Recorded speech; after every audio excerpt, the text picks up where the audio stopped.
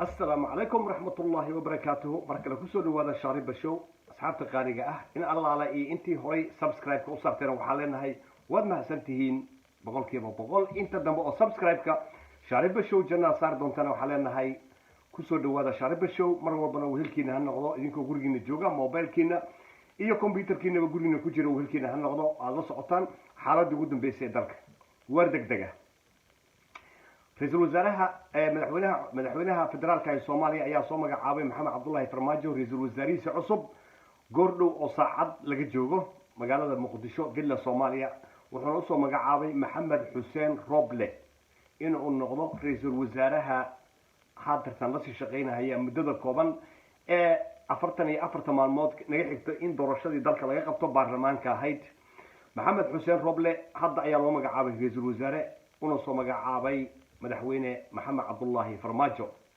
insha Allah باذن الله كريم dibban faafahintiisa biri in kaga soo gudbin doona taariikh nololeedkiisa meesha uu ku dhashay balse Maxamed Cusmaan Roble ra'iisul wasaaraha cusub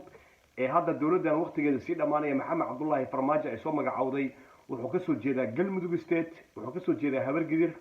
Siiba Sacad wuxuu ka soo jeedaa Galmudug State haybahan markii leeyahdana waa Habargidir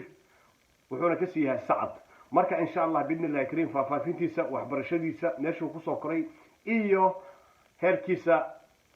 uu siyaasadda ku soo galay iyo wuxuu ka shaqeyn jiray insha Allah bari baan faafahin in kaga soo gudbin doonaa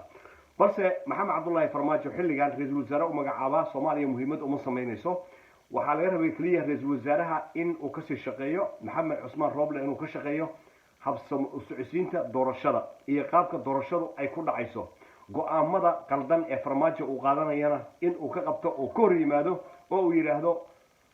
Maxamed Cabdullaahi Farmaajo arrintan arrin lagu shaqeyn kara ma ahan ama waa arrin shacabka Soomaaliyeed iyo wixii lagu heshiiyay iyo dastuurkaba khilaafsan balse waa arki doonaa qaabka yar muddada 3 bilood ah ee u hartay dawladda Maxamed Cabdullaahi Farmaajo ra'iisul wasaaraha cusub Maxamed Xuseen Roble sida uu u shaqeyn doono iyo inuu noqon doono nin nacamleeya oo ah Maxamed Cabdullaahi Farmaajo oo uu jeeb kala soo baxay ama nin Soomaalinimo iyo doorashadii iyo qaabka u dhici lahayd iyo dawladda qaabkii loo kala wareegi lahaa